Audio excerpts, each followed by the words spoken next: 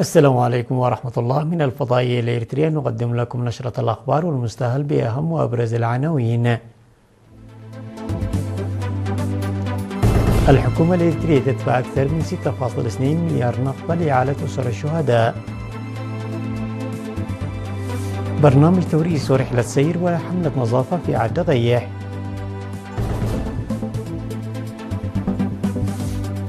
تنظيم الجاليات الإريترية في إيطاليا تغيم أنشطتها للنصف الأول من العام. رئيس أمريكا وإيران يوقعان اتفاق وقف إطلاق النار، وترامب يتمسك بالتهديدات.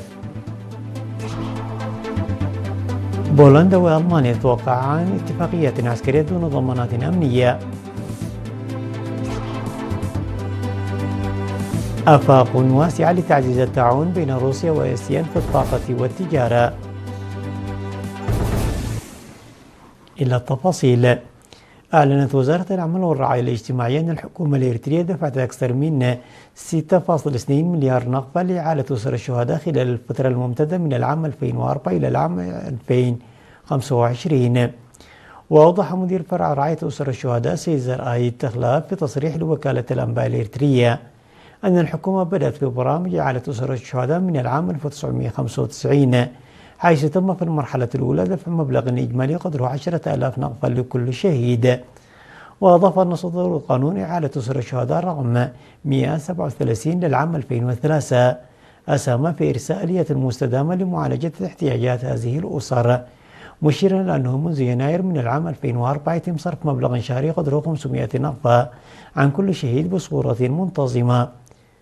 وفي إطار برامج تمكين الاقتصادي، أوضح السيد زرايا أن الوزارة نفذت برامج تدريب مهني ودعم لبدء مشاريع دخل، حيث استفادت 1238 أسرة من مشاريع صغيرة وأنشطة تجارية متنوعة بتكلفة إجمالية تجاوزت 27 مليون نقبة.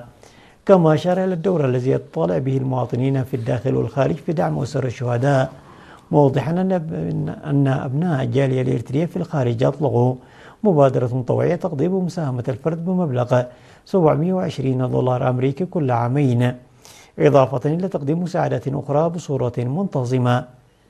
وذكر أن حجم المساهمات المالية المقدمة من المواطنين داخل البلاد وخارجها خلال السنوات 22 الماضية تجاوز 202 مليون نقبة، واستفادت منها 24,545 أسرة من أسر الشهداء.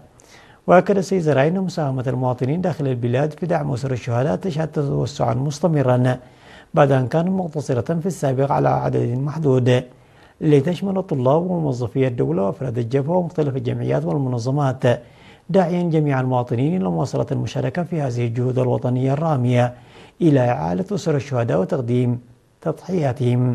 وتقدير تضحياتهم.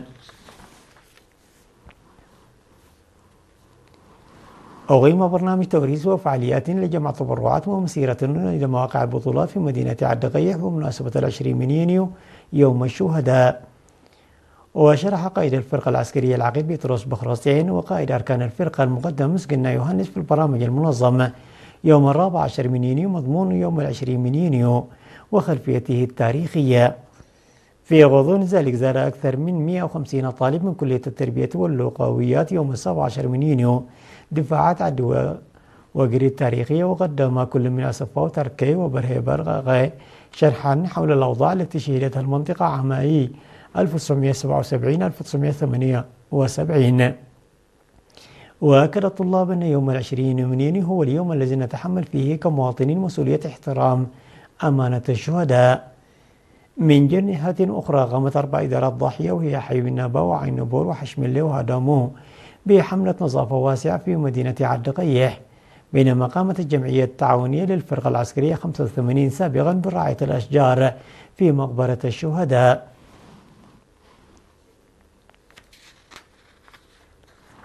نظمت مختلف المؤسسات في الإقليم الأوسط أنشطة نفير بمناسبة 20 من يونيو يوم الشهداء. ونظم أعضاء الجمعية التعاونية للفرقة العسكرية 32 سابقا نفير تنموي يوم 14 من يونيو في منطقة بيت قرقش. وقدم أعضاء الجبهة الشعبية للديمقراطية والعدالة في مديرية سرجغة بأنشطة بناء المدرجات ورعاية الأشجار في إدارة ضاحية زاول يوم 16 من يونيو، إلى جانب البرامج التنموية الأسبوعية التي يقومون بها.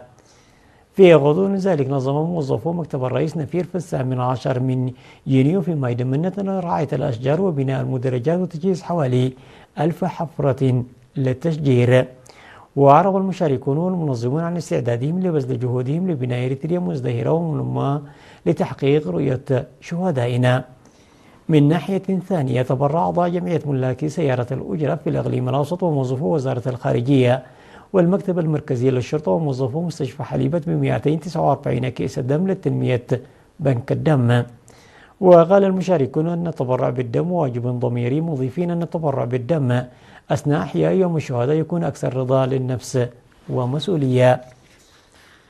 أكد فرع الاتحاد الوطني للمرأة بالإقليم الجنوبي أن الجهود المبذولة بالتنسيق مع الجهات الشريكة لتعزيز وعي المرأة وتنظيمها تحقق نتائج مشجعة، وذلك خلال الاجتماع التقييمي نصف السنوي الذي انعقد يومي 16 و17 من يونيو بمدينة منفرة بمشاركة مسؤولات الفروع على مستوى الإقليم والمديريات.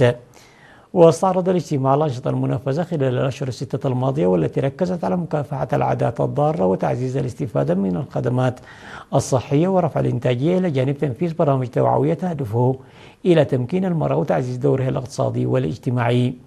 وأشار التقرير إلى أن هذه الجهود أسهمت في زيادة مشاركة المرأة وتنافسيتها في المجال التعليمي ورفع مستوى استفادتها من المؤسسات الصحية، فضلا عن تعزيز حضورها في الأنشطة الإنتاجية. وفي إطار الاحتفال باليوم العالمي للمرأة، قدم الاتحاد دعما تشجيعيا ل 238 طالبة متفوقة بلغت قيمتها أكثر 68 ألف نقفة، كما تم تقديم مساعدات مالية وعينية.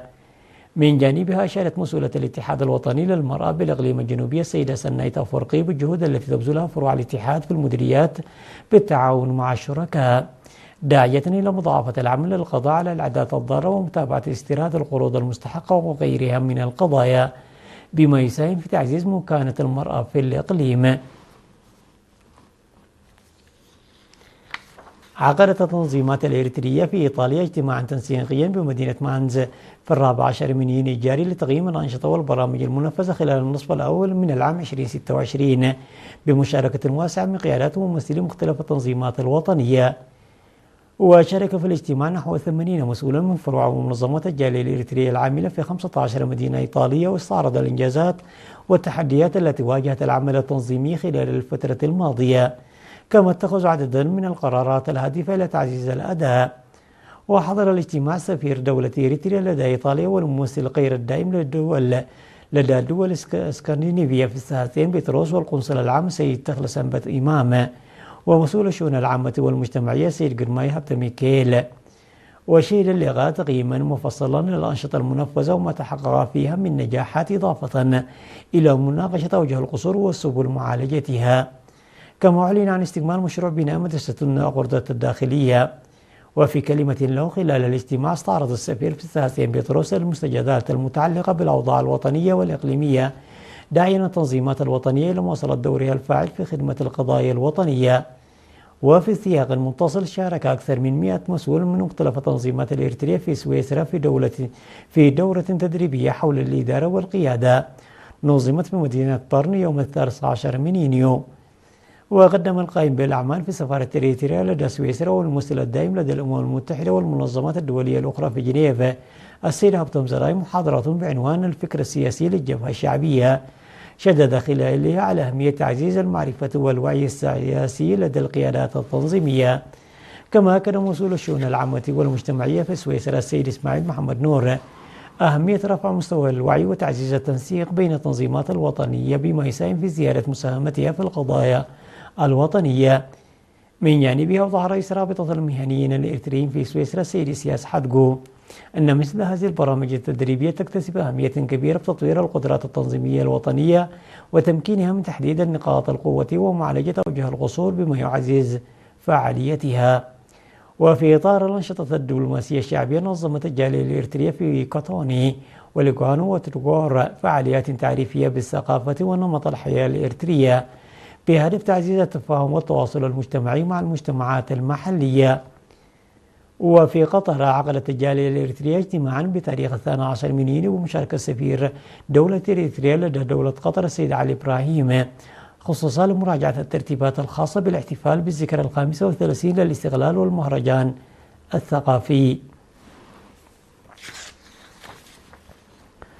تنفذ في 16 إدارة ضاحية بمديرية بارونتو حملة تنموية مكثفة تهدف إلى تثبيت التربة والحد من انجرافها وحماية الموارد الطبيعية وتعزيز الإنتاج الزراعي. وأوضح مسؤولون وخبراء زراعيون لوكالة الأنباء الإريترية أن الحملات التي انطلقت من شهر فبراير الماضي تشمل بناء المدرجات والحواجز المائية في الأراضي الزراعية والمحميات ومجاري السيول. وقال مدير مكتب الزراعة بمديرية بارونتو السيد موسى باتا أن الأنشطة الجارية تنفذ بإشراف فني من المختصين، مشيرين إلى أن حجم المشاركة الشعبية بلغ حتى الآن نحو 185 ألف يوميا، ما يعكس مستوى الوعي والالتزام المجتمعي بأهمية مشاريع التنمية المستدامة. من جهتهم أكد المواطنون المشاركون في الحملة أن التجارب السابقة أثبتت الأثر الإيجابي لبرامج الحفاظ على التربة والمياه في تحسين الإنتاج الزراعي واستقرار البيئة المحلية. وفي سياق متصل وبمناسبة 20 من يونيو يوم الشهداء، نفذت جمعية التعاون التابعة للوحدتين العسكريتين 74 و85 نفيرا تنمويا في مقبرة الشهداء بمدينة بارونتو، شملت قرص الشتول وأعمال النظافة وتحسين البيئة المحيطة بالموقع. حقق الدراجة الإريترية الأولمبي بنيام جرماي المحترف في الصفوف الفريق السويسري NSN فوزا جديدا بعد تتويجه بالمرحلة الأولى من النصف 85 لطواف بواز البلجيكية التي أقيمت أمس 18 من يونيو في بلجيكا. وشهدت المرحلة سباق امتد لمسافة 188.3 كيلومتر بين منطقتي شاربان هوفال وذيكم، وانتهى بحسم جماعي سريع في الأمتار الأخيرة. وتمكن الدراج من يام جرماي من التفوق في السرعة النهائية على منافسيه فقاطعا المسافة متوسط سرعة بلغت 46 كيلومتر في الساعة، ومسجلا زمنا قدره 4 ساعات و5 دقائق و50 ثانية ليصفر بالمركز الأول. ويعد هذا الفوز الانتصار الثالث لبنيام جرماي هذا الموسم، ما يؤكد استمرارية تألقه في السباقات الأوروبية. وبفضل هذا الفوز يتصدر بنيام جرماي الترتيب العام لطواف بواز بلجيكا من حيث الزمن والنقاط، ليدخل المرحلة الثانية المقررة اليوم الخميس مرتديا القميص الأصفر. الأخبار العالمية بعد فاصل قصير.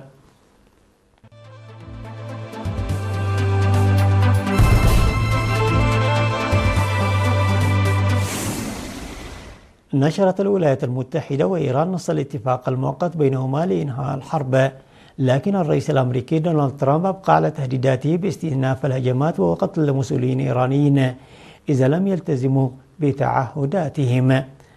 وتراجع ترامب خلال المشاركة في قمة مجموعة السبع مع قادة آخرين في فرنسا عن واحد من الأقل من مبرراته المعلنة لشن الهجوم على إيران، وقال أنه سيكون من غير العادل لا تمتلك طهران صواريخ بلاستية بعد أن كان قد تعهد سابقا بتدميرها.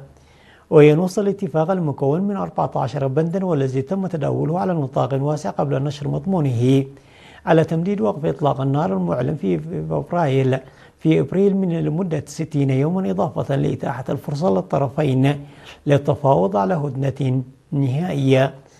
وأكد مسؤولون أمريكيون وإيرانيون أن ترامب والرئيس الإيراني مسعود بزشكيان وقعا على المذكرة الإلكترونية، بينما ذكرت وزارة الخارجية الإيرانية أن الاتفاق دخل حيز التنفيذ اعتبارا من يوم الأربعاء. وتعهدت إيران من جانبها بعدم تطوير أسلحة نووية، وهو تعهد تأكد منذ عقود التزامها به. وقعت بولندا وألمانيا اتفاقية جديدة للتعاون العسكري دون ضمانات أمنية متبادلة. وحضر رئيس الدفاع ويستلوك سنيك وكيميس بورستيس حفل التوقيع.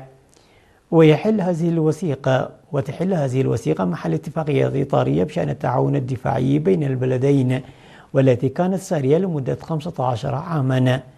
وتتيح الاتفاقية الجديدة فرصا للتعاون في مجال الأمن السيبراني والقيادة المشتركة في منطقة البلطيق وتكنولوجيا جديدة بما في ذلك الفضاء، وفتح المزيد من الاحتمالات في التنقل وتطوير البنى التحتية العسكرية.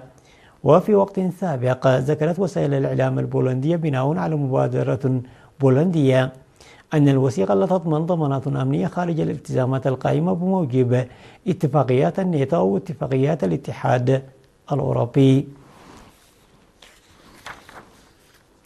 أكد الرئيس الروسي فلاديمير بوتين بأن روسيا ودول رابطة آسيان نجحوا في حشد خبرات واسعة من التعاون المشترك.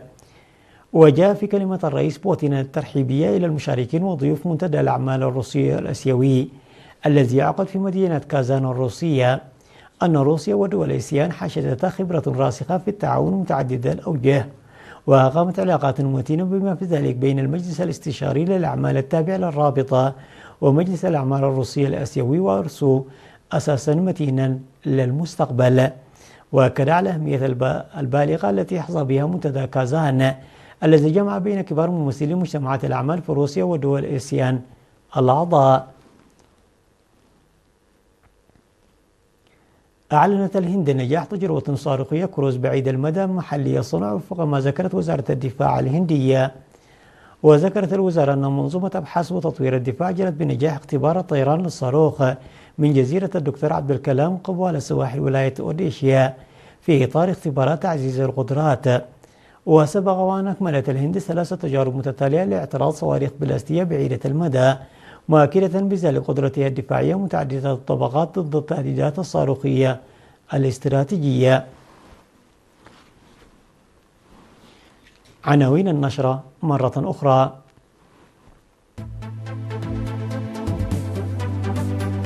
الحكومة الإريترية تدفع أكثر من 6.2 مليار نقفة لإعالة أسر الشهداء. برامج توريث ورحلة سير وحملة نظافة في عد غيح. تنظيم الجاليات الإريترية في إيطاليا تقيم نشاطاتها للنصف الأول من العام. رئيس أمريكا وإيران يوقعان اتفاق إطلاق النار، وترامب يتمسك بالتهديدات. بولندا وألمانيا توقعان اتفاقية عسكرية دون ضمانات أمنية. آفاق واسعة لتعزيز التعاون بين روسيا وآسيا في الطاقة والتجارة. وصلنا إلى ختام النشرة، وإلى اللقاء.